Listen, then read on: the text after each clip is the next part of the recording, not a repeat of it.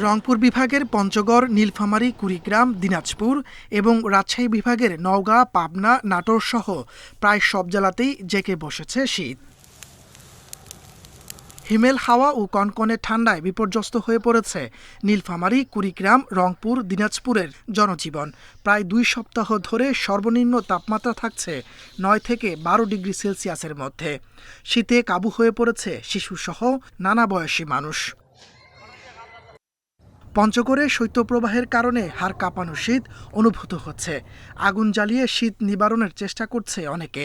বেশি দুর্ভোগে পড়েছে দিনমজুর, কৃষি শ্রমিক, পাথর শ্রমিক, রিক্সা ভ্যান চালক সহ নিম্ন আয়ের মানুষ।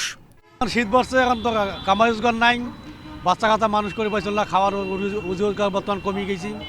রাজশাহী বিভাগের নওগাঁ, পাবনা, নাটোরে পারদ নেমেছে 10 ডিগ্রির নিচে। সারাদিনেও দেখা মিলছে না সূর্যের।